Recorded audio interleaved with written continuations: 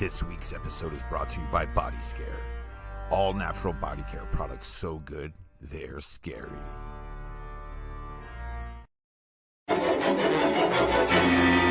What's going on?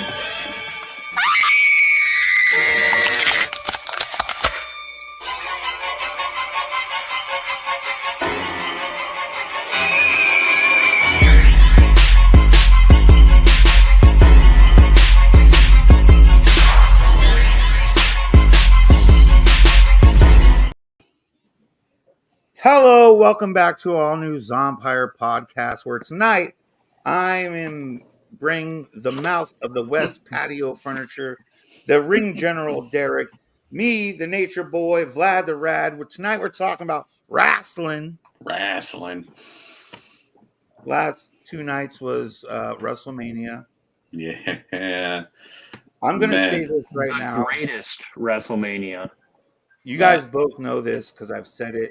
I haven't watched wrestling in 20 years. I didn't watch the first night like you guys did, but I did watch last night because I'm a Cody Rhodes guy. Cody crybaby. Calm down. Too. I am. I'm a Cody crybaby. I love that man. I mean, he's had his ups and downs. Right now, as the American Nightmare, he's fucking on fire. Mm-hmm. Well, after watching the documentary that Peacock did on him, it's hard not to want to like that guy. Mm-hmm. Oh yeah, I mean, and you saw that last night when he took the title. Sorry, anybody watching who has not watched the WrestleMania this weekend, there's going to be super spoilers to this episode. Our bad. But if I mean, last night he took on Roman Reigns in Bloodline Rules main event for the world or for the Universal title, and you saw something that you've never seen. Probably in any federation, WWE, ECW, AWE right now, WCW, no matter what federation you're talking about, you've seen something you've never seen before ever.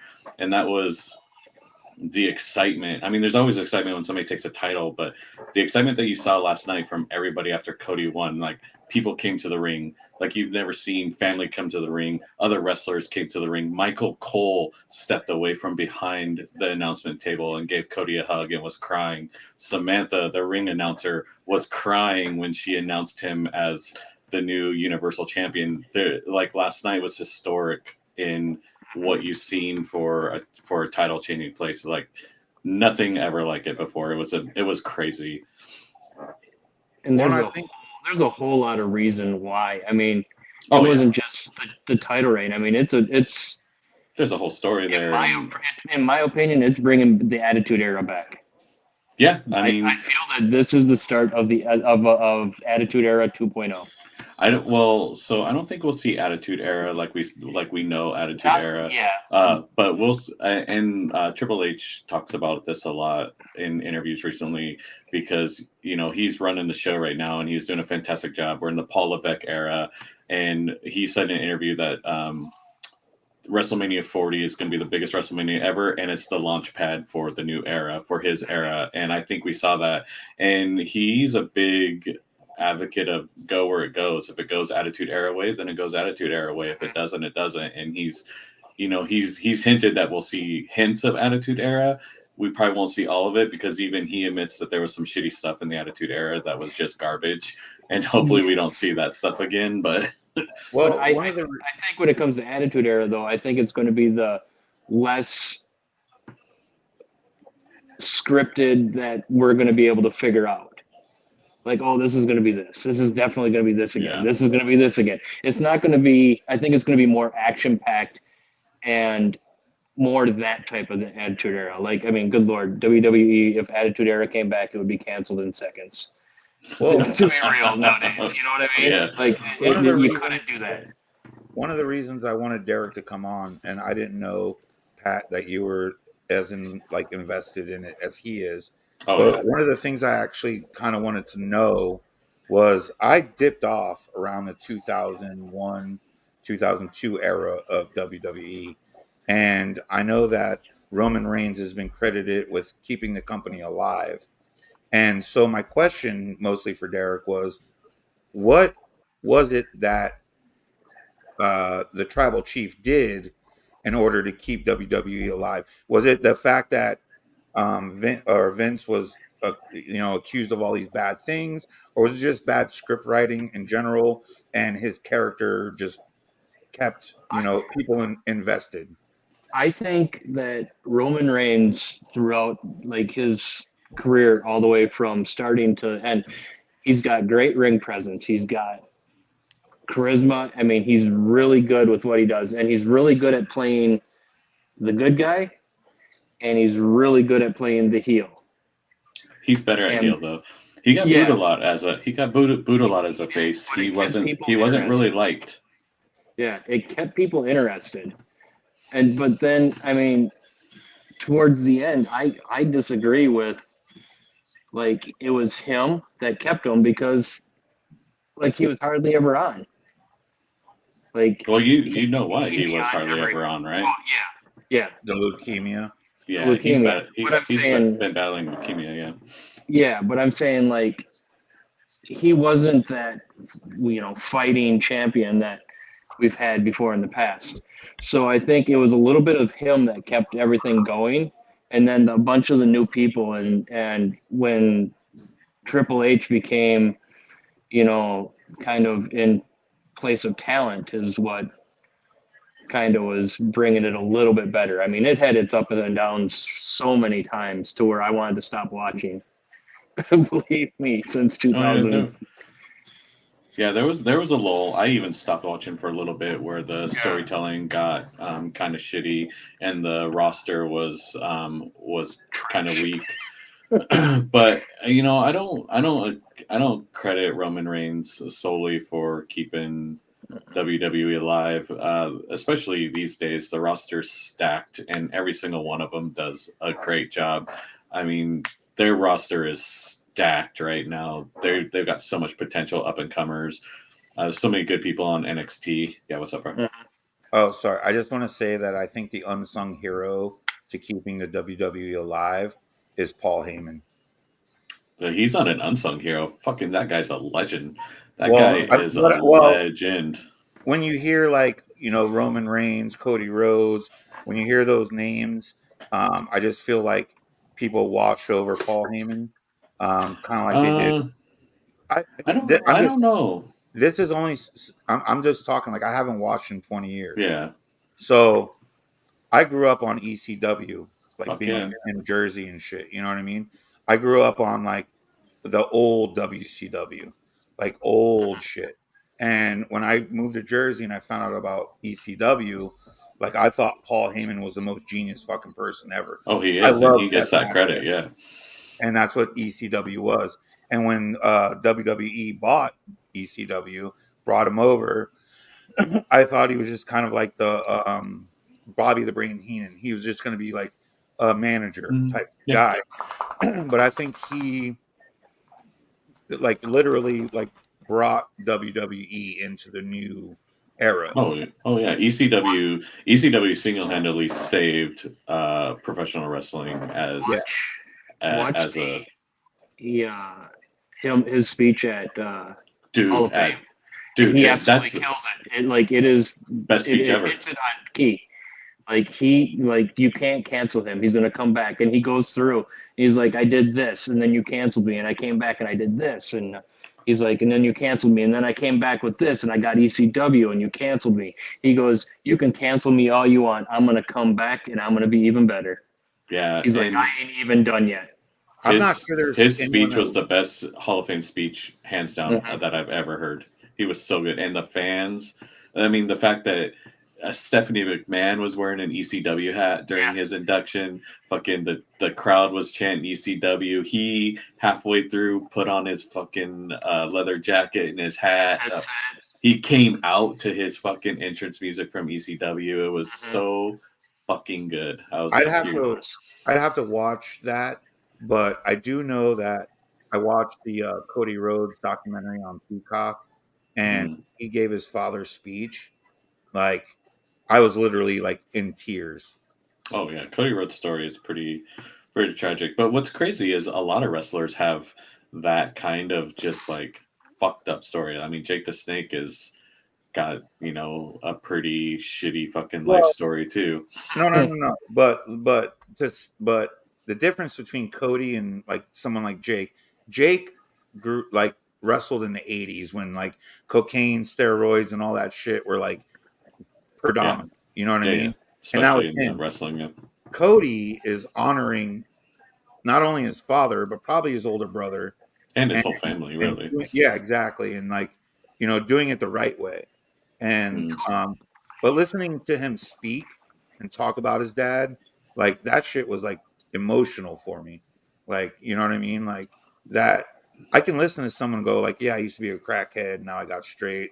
Like that, I get it. But like to honor your dad, his legacy, and to go to the extremes that Cody was able to do over the last year since WrestleMania 39, like that shit, like just tore me the fuck up. Yeah, no, and what's even crazier about it is he allowed.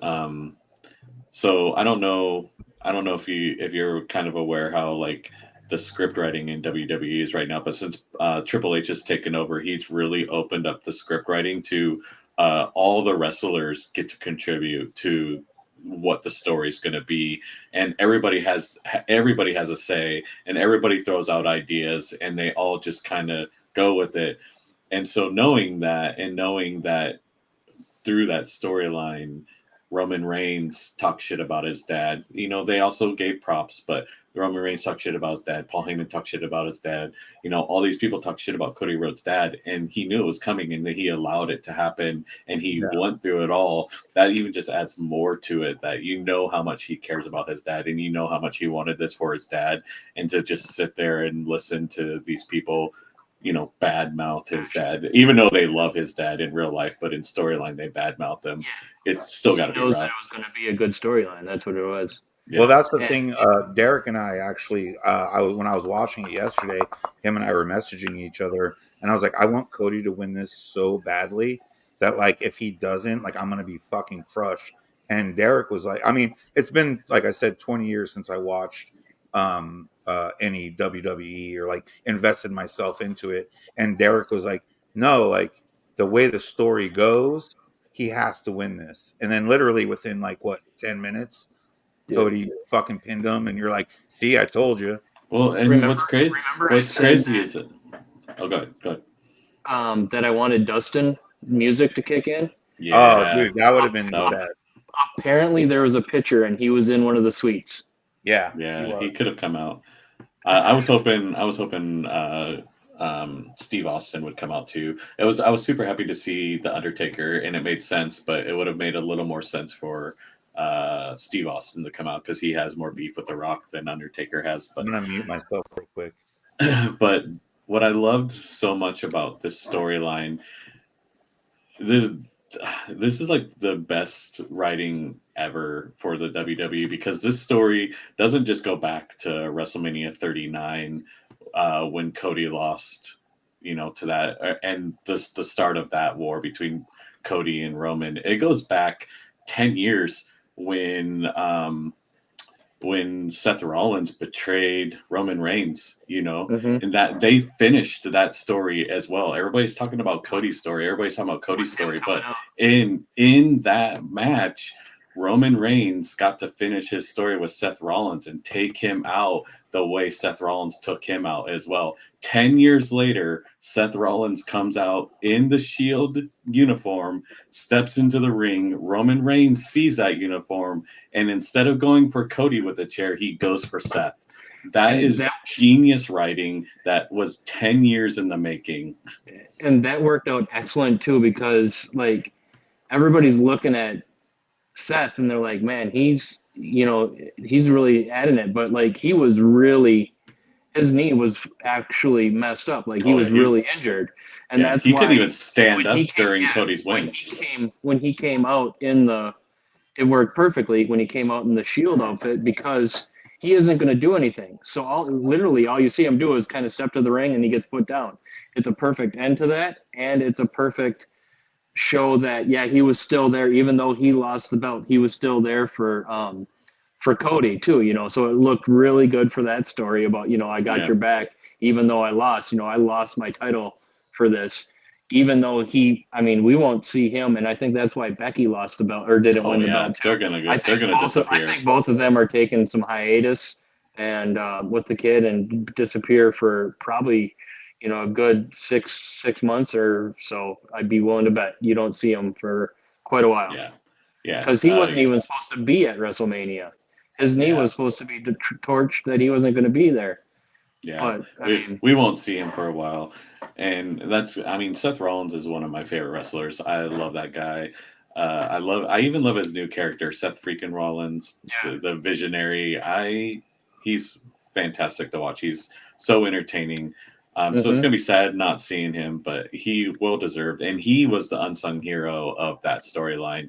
He sacrificed his title for Cody. He was the underlined everything. It's just genius writing. Like you can't beat that. Like I don't know what the WWE is gonna do to top that. When the Shield music came across, I honestly was hoping that there was going to be 2 of 3 Shields coming back. Now that Triple H is in charge and there's no beef between certain wrestlers and Vince, I thought maybe, just maybe, we might see just a special appearance from him, not doing anything, but just appear out in the fucking crowd or something, just to do it, because his wife is still with WWE, isn't she? I think so, yeah. So there's still ties to WWE with I don't even know why I just brain farted his name. I can't remember right now either. But yeah, I low-key was hoping for that too. I knew it was just going to be Seth coming out. Yeah. I knew it was going to be Seth. It was great. I mean, it was pretty funny. He stepped in the ring and just got fucking super punched by Rollins right away. Rolled out of the ring, came back in, and got hit with the chair. I was like, that's about all you can do right now because I know you're hurt. You're still muted, Vlad. Vlad, you're still muted. He's talking on his phone, isn't he? Oh, I thought he was trying to talk to us. No. Yeah, okay, it was interesting. Though another thing though that I'm kind of disappointed with now after WrestleMania is over with, we don't got another American special event for I think 4 of them. Yeah, because they're going to England, Scotland and England and France. France. Yeah, there's Paris. Yeah, they're going. I think they're one in Saudi Arabia too. Yeah, I think NXT's going there. They're on contract. They have 14 special events that they're on contract with. Yeah. I don't know if you guys. I was on my daughter just messaged me from New Zealand, who I was FaceTiming with because she has to get some oral surgery. But I don't know if you guys brought this up or not. But the ending to the Cody Rhodes tribal chief Roman Reigns match, and you may have already spoke about this. I thought it was so fucking cool that John Cena, The Rock, fucking Undertaker, chokeslam The Rock. That was so badass. My understanding is that should have been Stone Cold, but it was The Undertaker. But I wouldn't give a fuck if it was who it was. Either one of them. It could have been either one of them. Tonight when Cody Rhodes was in the ring, The Rock came out. Wait.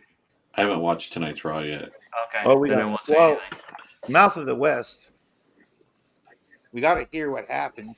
Okay. Well, we said spoilers. Go ahead. Tell me. All right. I'll just tell you this. The Rock comes out and he's talking to Cody, or trying to, and everybody starts chanting Undertaker. I did read something earlier too where John Cena said he's trying to put off Hollywood for the next year to do another run. Yeah, he's waiting for Hollywood to kind of slow down a little bit so he can come back and do another run in WWE, which would be fun. Did you guys see his bald spot? Did you guys? Why do you have to not know what? Yeah, he combed it over well. Speaking of chanting funny things during Logan Paul's match, everybody chanting Gatorade and Powerade. fuck, I was dying. The crowd's like, Gatorade, Gatorade. I was like, fuck yeah, I fucking hate Logan Paul. He's a good wrestler. I will give him that. He's really that good guy at it. is talented as fuck, and he's gonna go far. But he's a tool, and I hate him. I hate that they put Owens and Orton together against him, because like right then, if you watch any wrestling at all or follow it, you knew that he was going to win. Like there was no way that he was going to lose that. Randy and Orton one would of those two. fuck him, break him in half. Yeah. Well, like I thought the funniest shit was like they had some like YouTuber in the Prime bottle thing, and Randy Orton literally kicked him into like his next life. Yeah, that was funny. He like barked at Randy, and Randy like I think Randy was like legitly mad. I was like I feel like Randy was like, why am I doing this? That's what I thought too when he kicked him. I was like, that wasn't a bump. Like he booted the hell out of him. Like that was a push kick. That was one hell of a push kick.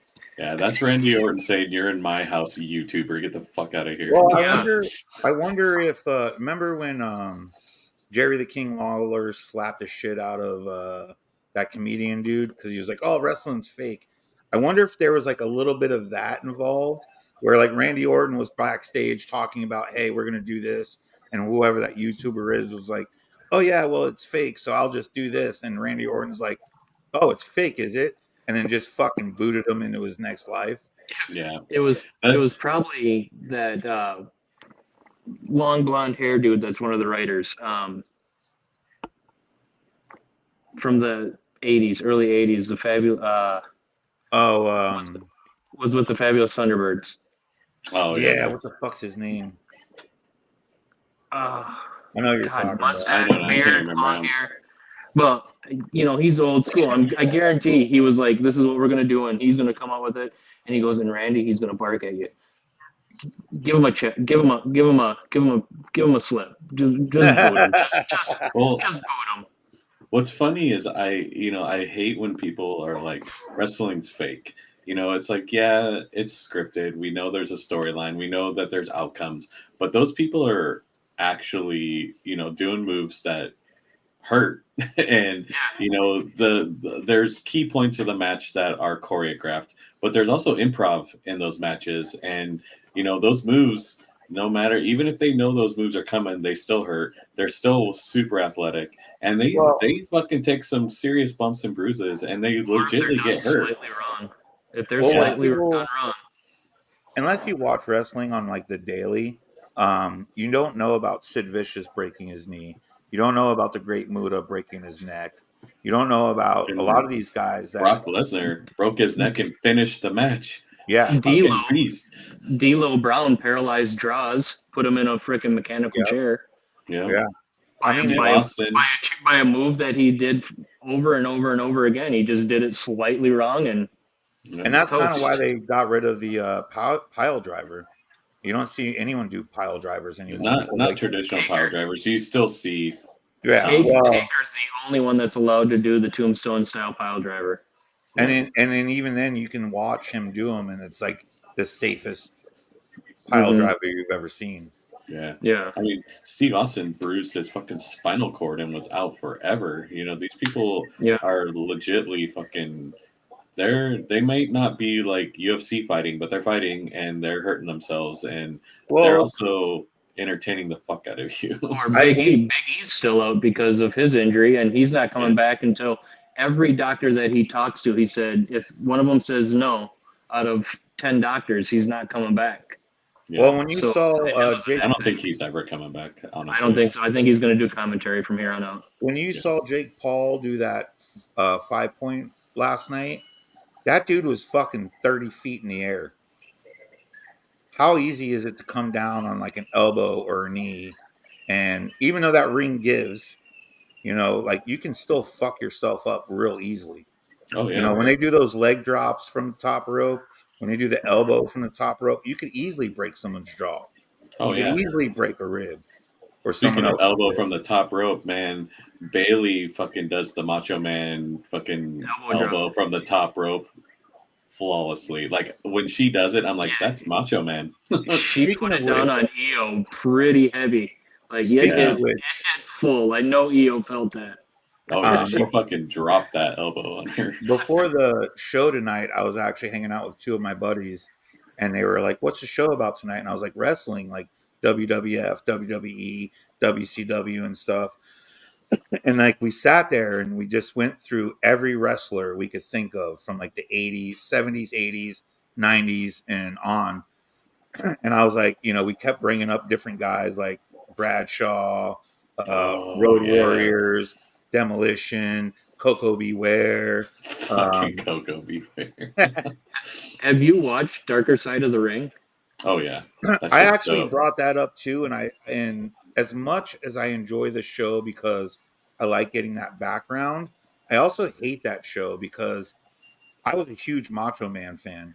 Yeah, and then you find out how much of a douchebag. The Macho Man, and then like to find out how shitty he was to Elizabeth, and all those things, like it like kind of broke my heart in a lot of ways because like I always put him up on this pedestal. Same with Ric Flair, and then I watched the Plane Ride from Hell, and I'm like, God, he's a piece of shit, like. Yeah.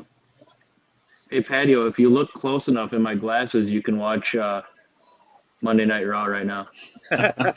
Hold on, guys. That's so funny. Watch your reflection.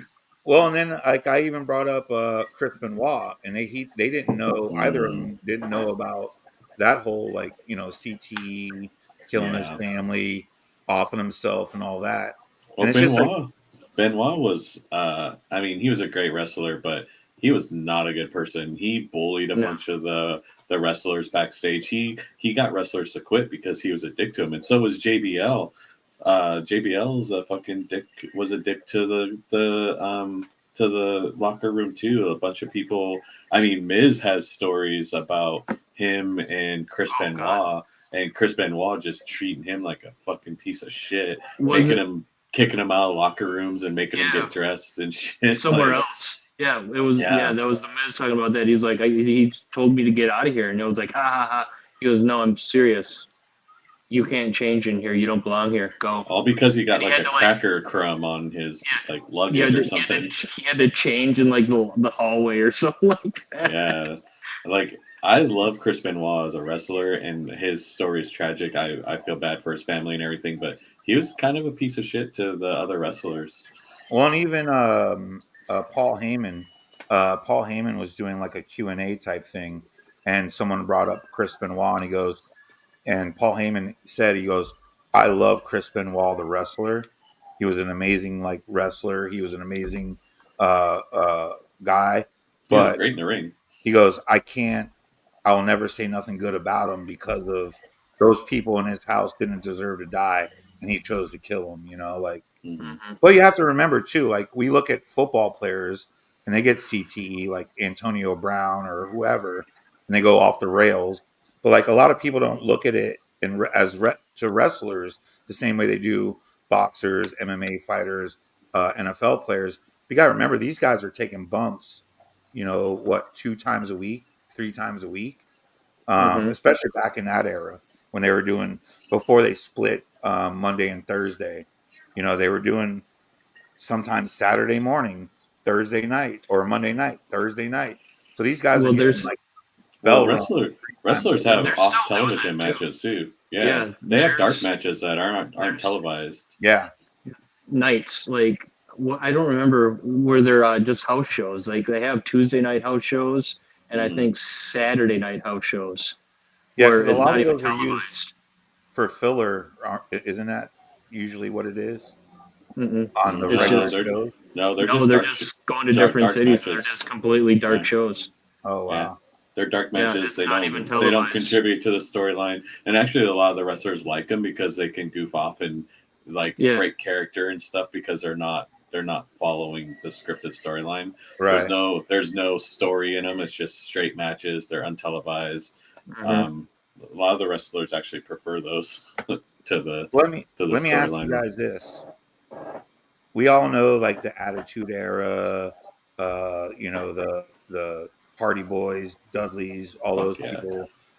Bubba Ray was there. But who was your 80s? Like when you first started watching wrestling, who was your 80s guy? Oh, when I first started watching? Yeah. Yeah. Man. Because you had a guy. Warrior, Yeah, I was going to say, I think when I first started Ultimate watching Warrior. was Ultimate Warrior. Hell yeah. And then you get Kevin into the Michaels, 90s. Bam Bam Bigelow. Bam Bam. You get into the 90s, and the Road Dogg, Jesse James, was my man, dude. I think in the early days, Macho Man was my guy. My dad's name was Randy, or is Randy. And so it always just kind of like made me, kind of enjoy Macho Man. Plus, he was so like out there, Yeah. I think Hulk Hogan was probably one of my least favorite wrestlers. I kind of just don't like that guy. Couldn't stand him. You know who I do miss that's a new wrestler, and this will probably be an opinion that's only mine, but they were a tag team and they got booted, but I feel he had the best mouth in the ring. Better mouth than CM Punk? Yes. Oh, shit. Who is this? Yes. He's still okay, so both of them still wrestles. Let's see if you can get it. One of them is 7 foot tall, and the other one always had a mic on the back of his hand. Why can I not remember who that is? a mic on the back. SAWFT. Soft. Yeah. And Big Cass and Enzo Amore. Yeah, I think you lost me on that. That was in the era that I stopped watching, I think. That was Enzo Amore and Enzo and Big Cass were, I want to say, 5-6 years ago. Yeah, that was in. They just must not have stuck out because I was watching. Dude, they were the awesomest.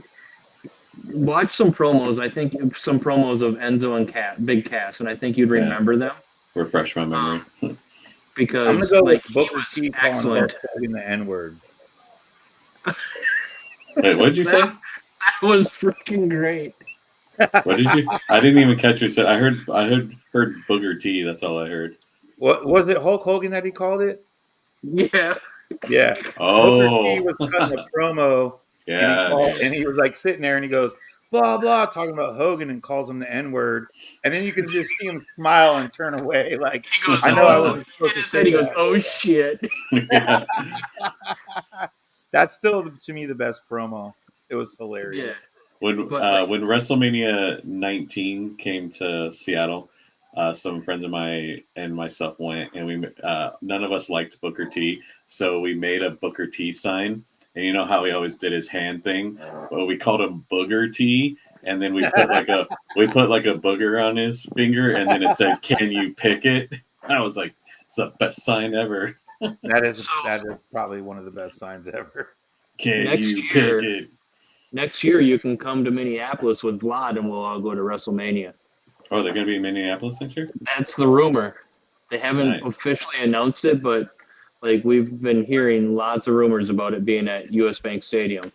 Yeah. I was wondering why they're in Philadelphia this year. It's cold as fuck this time of year in Philadelphia, and they're in an open-top stadium. All the wrestlers are freezing their ass off. See their breath. I was like, what are they doing? They were, just like any of the outdoor ones, they were pumping hot air through those pipes. Have you ever seen that system that they do?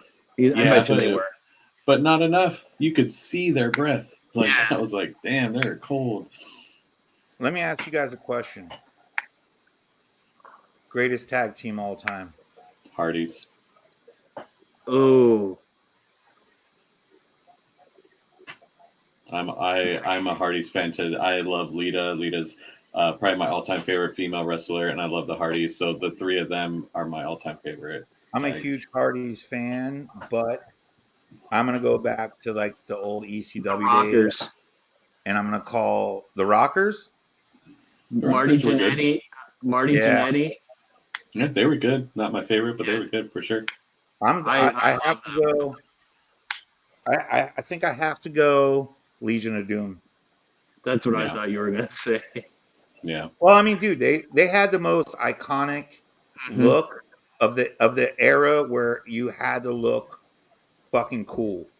I know, like nowadays, like when I looked at, I mean, to be honest, when I looked at a lot of the guys coming out last night for uh, WrestleMania, none of them looked that fucking cool to me. Legion of gimmick Doom, isn't really that big Road of a thing Warriors. these days. Think of no, well, it is though, because if you think about it, a lot of those, there's a lot of groups now, right? Okay. So you have like the Shield, you had the Factions. what was Roman Reigns' new thing called? Yeah. He's the But bloodline. back then you had Legion of Doom, Demolition, what were the dudes that licked each other's head? That were from The Bushwhackers. Bushwhackers. Yeah, like those. But if you look at those, they look like cartoon characters, right? Like they were like superheroes almost. Nowadays, I don't know if the Bushwhackers were superheroes, but well, I mean, but you know what I'm saying? Like, you know, a lot Alabama of those. Stop it! But a lot of what those. Was that? Back then too, I mean, they catered to genres. I almost want to say. Well, I'm sure like Demolition came from like the fact that Mad Max had come out. Yeah, you know what I mean? And that's what I'm saying. And then back then, what was that faction that The Rock is always talking about, where it was that he was with when he became big? With D'Lo Brown and Mark Henry. D'Lo and Mark Henry and them. I can't remember what the hell that he keeps talking. He keeps talking about that. But like, you know, it was factions of that tied into the times a little bit. Nowadays it's just like, can you come up with a fucking catchy slogan that's going to get everybody doing it?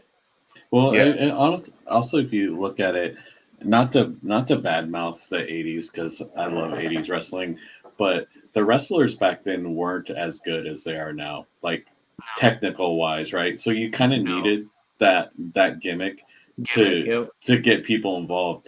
Now you have wrestlers like fucking Cody Rhodes, you know, CM Punk is still around. He's a good wrestler. You have people who actually are good in the ring and can keep people's attention without a gimmick.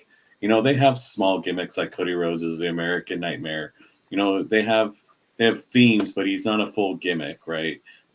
And I think that's just because the talent over the decades has gotten better and they need to rely on it less. The thing too back then too is like the Hardys were the only ones that were, you know, doing like the Swanton. Mm-hmm. Now you got 600-pound dudes from frickin' the Viking Raiders, and then that dude from Alaska, that big guy. Yeah, he won the giant. Yeah, Royal. I know who you're talking about. He does one, that doesn't do one, but he goes off the top rope. Before, back then, it was like they were the only people. Now it's like everybody's doing backflips off the rope and shit. And that started with Brock Lesnar, I think, doing the moonsault off the. Yeah, I think everybody was like, "Well, shit! If that guy can do it, I can do it." Yeah, but he didn't do it. He fucked it up. Yeah, but no matter what those dudes do nowadays, you'll never take it away from the Hardy Boys, the Dudley Boys, and Christian and Edge. Those dudes set the standard for hardcore wrestling on the mainstream cycle, like in WWE, WCW, whatever. I would add a few other wrestlers to that. I would add like Rob Van Dam and freaking Tommy Dreamer. I would add a few more wrestlers to that list. But let's delve into ECW, because before WWE was doing shit, ECW they had their show was across the street from a place that sold toasters, frying pans, fucking everything, and you could go over there before the show and buy whatever you wanted, throw it in the ring, and those wrestlers would use it as a weapon. Yeah. So before WWE had a hardcore title or any of that, ECW was doing deathmatch shit with fucking kendo sticks. Last night we saw how many kendo sticks? It was 6. 10 years ago, you never saw a kendo stick in fucking WWE. ECW brought all that in. Paul Heyman brought all that in. Dudley Boys. What was that psychopath black dude that was in ECW that you're talking about New Jack? New Jack, yeah. Yeah, let me pull that up. Everybody was afraid he was going to actually really kill them. Let me see if I can find the video. New Jack almost fucking killed a dude. Yeah. I mean, they had matches in ECW where the ropes of the ring were barbed wire. I mean, I think it was you Sandman. can't argue the fact that they weren't hardcore. Like, I mean, some of the greatest hardcore wrestlers came from, or didn't get their start in ECW, but they came up through ECW and got popular through ECW. And they got all that. ECW pulled that stuff from New Japan. Because like that barbed wire match all came from Japan, from back when, you know, Cactus Jack was fighting over in Japan. Fucking love Cactus Jack. All those guys, you know, the Terry Funk. Terry Funk out in New Japan. Yeah, that barbed wire ring came from the crazy folks out in Japan, and that Japanese dude that he fought. Terry Funk did that one. Terry Funk did that one super like well-known barbed wire match with Psychosis. That shit was fucking insane. They called the match because the match wasn't supposed to end yet, but both of them were just on the ground tangled in barbed wire, and neither one of them could get out. So they had to just call the match because they were sitting there both trying to get out and just cutting themselves up. And finally they're like, okay, this is stupid. We need to get these guys out of here so they don't die. I think I pulled it up. Hold on. Oh wait, I made it too big. Hold on. Screen share. How do I do that? No, cancel. Plus, no. Bronson Reed. That's the name of the big guy that I was talking about. Oh yeah. For some reason, I guess he is Islander, huh? Yeah, Adelaide. He's Adelaide, Australia. Yeah. Dude, that guy's He is huge. not on the show right now. I'm not spoiling. Was that Bry? Oh, no. Never mind.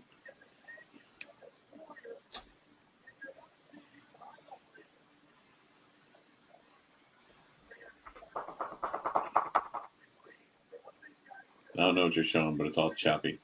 Yeah, that's where he almost killed the dude. Yeah. Threw him from a scaffold. When New Jack throws off the fucking and he hits the ropes and shit. Like that shit's just fucking insane. Yeah. I mean, they fucking New Jack was no fucking joke. Yeah, they risked their life like a lot of times. Yeah, that's what ECW was. ECW wrestling, man. Extreme. Yeah, being people the don't key realize word how there. brutal that shit was. Yeah. People don't realize. But like, the thing is like Paul Heyman rub it on each other's forehead. Oh yeah, no, I watched it. I love ECW. I love Paul Heyman. I'm a huge fan of everything that man does. But even he will talk about how, like, you know, ECW, even though ECW is not alive and moving now, it's still here. It still lives within the WWE. It still lives in AEW, and it will live forever. It may not be what it was back then. It may not be as extreme as it was. And wrestling doesn't need to be that extreme now. It needed to be that extreme back then to revigorate the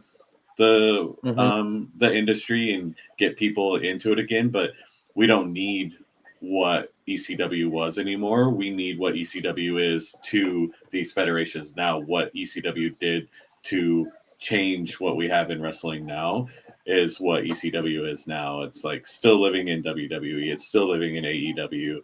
It's still living in TNN. It's there, but just not as extreme as it was. I would say it's living a little bit more in AEW. AEW is well in this realm of AEW is a little bit looser with brutality, I guess you could say. Yeah, I think the one thing that AEW is lacking. I think what it's lacking though that WWE has, ECW had, WCW had, what's lacking is talent.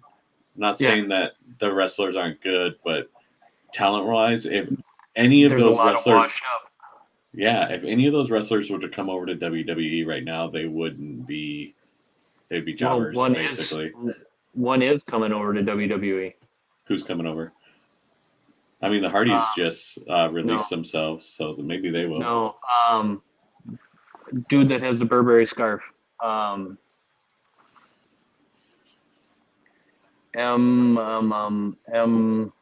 I don't know that roster well enough. I don't watch it that. MJK or M. Just I can't remember his name. The one thing I'll say about ECW that I appreciate more, I think, than current roster WWE or AEW or anything is when I think of wrestlers. I mean, yeah, there's the '80s flamboyant, blah blah.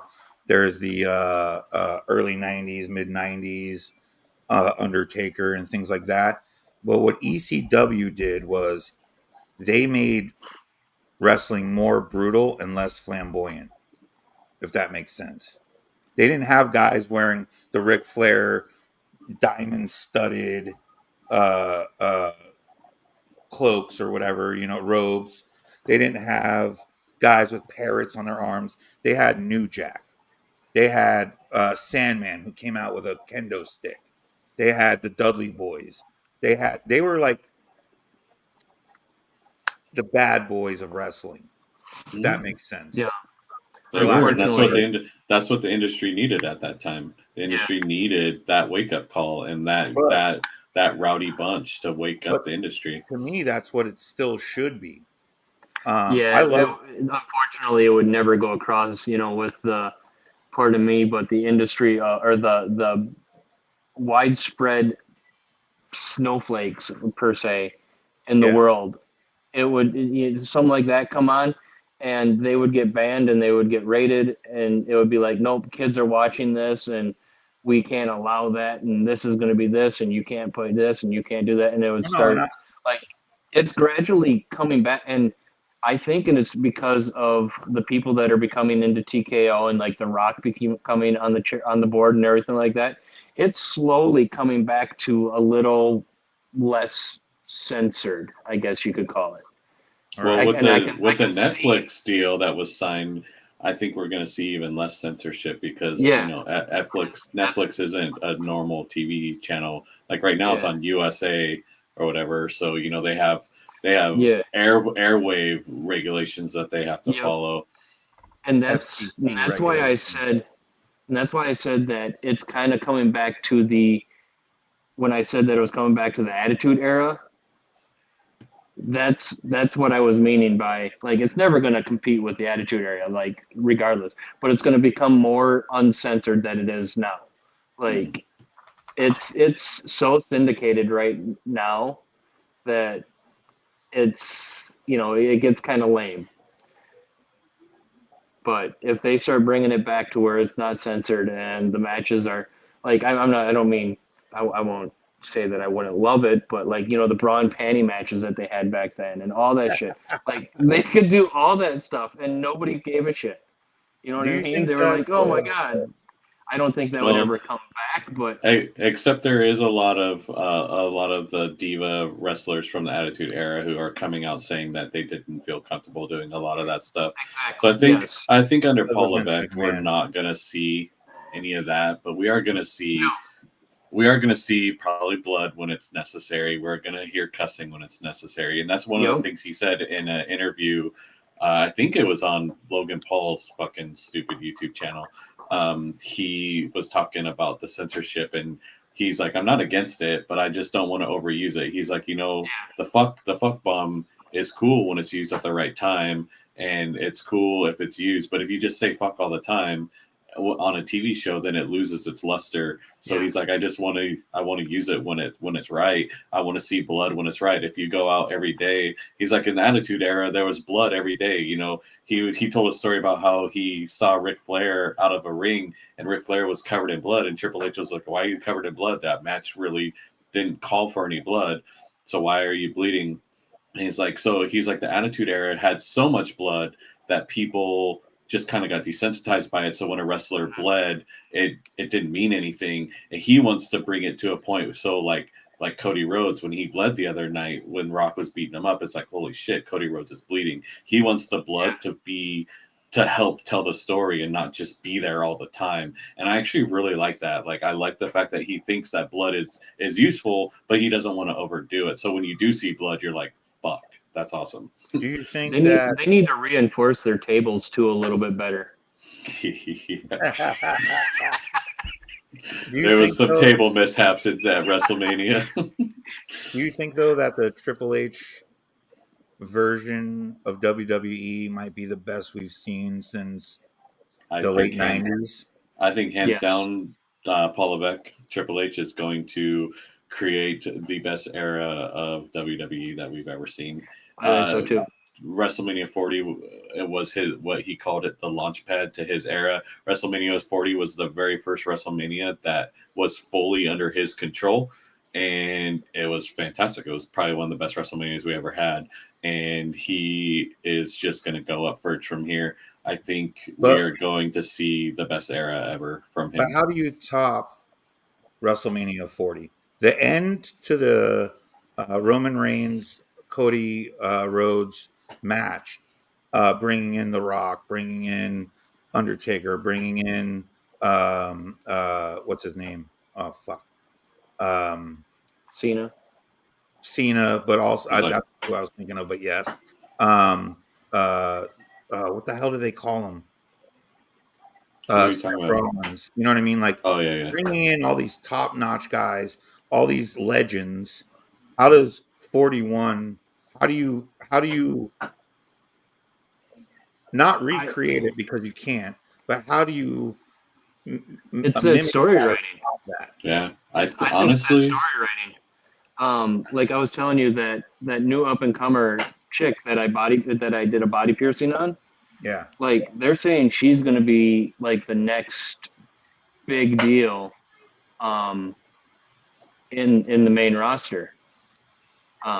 Tiffany Stratton. Like they're going to start Tiff is fantastic. She's such a good wrestler. Amazing. She stole the show at Elimination Chamber. She was hands down the best wrestler she performed better than anybody. She's so well rounded. When she was in high school, her dad fucking paid for Greg Gagne to coach her. So she was coached from high school until, whatever. With that, she was world, like a champion gymnast. So she's got all that stuff going for her. She's, everything. Like she needs to work on her mic skills, though. She needs to work on them. There's two things that make a top tier wrestler: ring performance and mic skills. You can be good at one of them and be a good wrestler, but you have to be good at both to be top tier. So she needs to work on her mic skills, but I think she's got it. I think she's got it. She'll be. I think they're going to build on her story. And I honestly think she's going to be one of the next up and comers. Every wrestler that ever comes in to any, whether it's WWE, AEW, whatever it is, study Roddy Piper. Study him. That's a because good one. He was not only a phenomenal wrestler, there was almost nobody better on the mic than him. CM Punk. They also hate CM Punk. How can you hate CM? CM Punk is because I was a UFC fan, and he was trashed in the UFC. I didn't catch the whole CM Punk and the WWE shit. I missed it. I was out. I told you guys, 20 years I haven't watched wrestling until last night, and I appreciate what he did in the ring, or not on the side of the ring with the fucking arm smash and all that. I get it, but like I only know CM Punk from being in UFC, and the fact that he has a Pepsi tattoo literally fucking makes me irate. I hate that Pepsi tattoo as well, but CM Punk is a fantastic wrestler, and he is probably one of the greatest people to ever grab the mic. He's the greatest shit talker ever, and I mean, hands down, he is one of the most well-rounded wrestlers to walk the face of the planet. I'll probably look up some of his matches then. I think they need to push Braun Breaker too. I think they will. That guy's gonna take Breaker, the world by storm. yes, dude. His story is coming, and it's gonna go. Goldberg insane. 2.0. That's where that guy is. Wait. He needs to work on his mic skills too, though. So you guys have been watching for years that I didn't. What's up with the guy that won? I fucking forget his name, but he did the Money in the Bank last night. Oh, Damian Priest. Damian Priest. Dude, I called that shit, but I called it wrong. I was like, Damian Priest is cashing in his Money in the Bank at WrestleMania, but I thought he was going to cash it in on Cody Rhodes. I thought they were going to give Cody the title and then take it from him. And I thought Damian Priest was going to take it, but he took it from Drew. I knew that was going to happen because Drew has been such a whiny baby about it. I was like, they're going to continue McIntyre's story with him being a whiny little girl, and they're going to take that shit from him immediately. I don't think he's been a whiny baby. I think he's been a great heel. I think bad guy is his thing, and he's been crushing it. Him and CM Punk have been like perfect. Yeah. But like they were talking about, it's always somebody else's. When they've been telling them, it's always somebody else's fault why you didn't win this, and it's somebody else's fault that you didn't win this, and it's somebody's fault that you didn't win this. You don't deserve this. I knew. I was like, they're gonna take it. They have to. Can I just say though that I hated the fact that his fucking beard and shit is obviously dyed, and he's supposed to be this Scottish guy, and they call his fucking finishing kick a claymore. I was like, dude, he doesn't look Scottish at all, even with his dyed beard and shit. Like to me, and this is just watching last night. I don't watch him. You guys know I'm getting back into it, but like he didn't come off as like this Scottish guy to me at all. I thought he was. I think he legitly is from Scotland, though. Yeah, he is. Yeah, who cares? I think he's like legitly Scottish. Well, then you know what? He came here to wrestle. Show your red hair, then. Don't dye your fucking beard black. I think Drew McIntyre is a fantastic bad guy, heel, whatever you want to call him. I think he's doing a great job. I think he's finally found his niche. Like he wasn't very good at being a good guy. He didn't have his niche for a while, and he was an Nexus, and that was horrible. Yeah. As a bad guy, he's an asshole, and he's so good at it. I'm like, are you like this in real life? Is that why you're so good? He texted during his match. That was perfect. He tweeted. Dude, speaking of Damian Priest, though, that dude, you got to give that guy credit for, one, how old he is. And his choke slam to fucking Drew was perfect. And from where he came from, did you see what he used to look like when he started wrestling? Oh, yeah. No. Him and Rhea both have changed a bunch. Yeah, Rhea, in different directions, though. Rhea went from this to this, and Damian went from big old porker to solid muscle. Derek and I talked about this last night. Rhea could literally beat me within an inch of my life. And I'd say thank you more. Yeah. I think they're thinking about having her wrestle dudes. Like she could take out half the men's roster. She could take out half the men's roster. Seriously. It wasn't ironic that, or maybe it was ironic, but it wasn't set up because of no reason why last year at WrestleMania she came out in the ring gear that looked exactly like Chyna's. Yeah. Well, I mean, it was Chyna's ring gear basically. leading up to WrestleMania. When her and Becky were having those out of ring bouts and shit, she fucking went through like 6 dudes to get to Becky that night. She fucking hammered on him. I was like, okay, this chick is gonna be taking out the whole fucking roster. Like she's so good. This isn't a spoiler, but let's just say tonight, my favorite female wrestler goes after Rhea. Please tell me it's Jade. No, Jade Cargill. No. Yeah, that's who was when I told you to look at my glasses to watch Raw. That's who it was on, but it wasn't Jade that goes after her. Was it Liv? I don't know who your favorite is. Yeah, Liv is another contender for that belt. Yeah, she's another contender for that belt. All right, she's boy. Good. I don't mean to cut this early. Well, it's not early. We're at an hour, but my computer just told me that my battery's going to die. So, the nature of failure. This was an awesome show. I'm just going to say that because all of us fucking just kept it going, and we had a lot to talk about. We didn't even delve into really the 80s and 90s too much, and that was kind of like what I thought. We could have a part 2. We could have a part 2 and part 3. We might have a part 2, part 3. Yeah, we'll focus on Attitude Era on one, or 80s, or. So we'll figure that out. All day about wrestling. Next week, Michelle will be back, and she won't want to talk about wrestling. So, thank you, Derek, for popping on. I'm sure we'll be on Call of Duty here within the next half an hour. Mouth of the West, Patio Furniture. Love you, brother. Love you too, bro. Till next week. What's going on?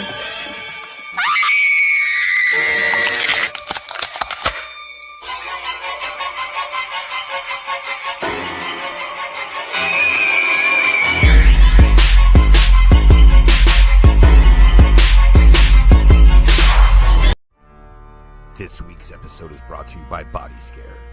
All natural body care products so good, they're scary.